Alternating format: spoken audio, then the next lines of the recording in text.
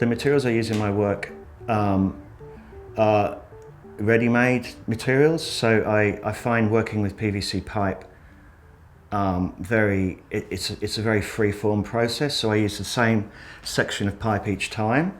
So they're 90-degree elbows. The only thing that varies in the sculptures is the size of the pipe.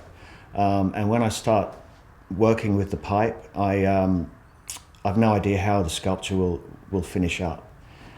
So I just start joining them together and start twisting them around and see where I end up. So the hard part is getting them to join together at the end, of course. So there's all this tension in them as well, which I quite like.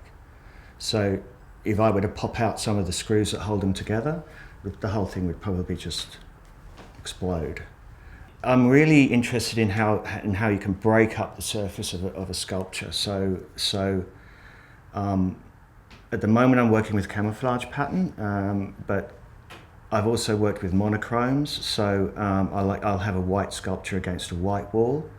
I use bright fluoro lights in my installations because that helps to flatten the forms as well. So that's another way of camouflaging them into their environment. So it's all about shape shifting and disguise.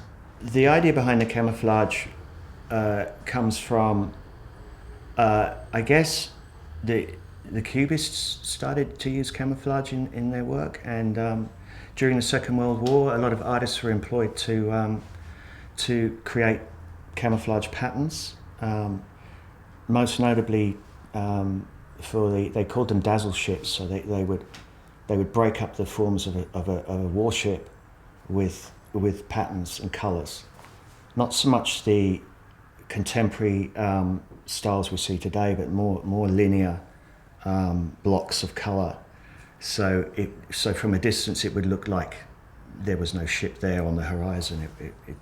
So I guess I was really interested in the way they used those kinds of optics in the Second World War. At the moment I'm using more traditional designs, but in the future I'd like to work with digital camouflage and pixelation, so breaking up forms using those techniques. Some of these sculptures I've made specifically for this space, for Patternation, and I feel it's more of an immersive experience, this show. So I'm leaning more now towards installation-based works, but I'd like to, in future, create an environment where you're totally immersed in the space with the sculptures. Yeah.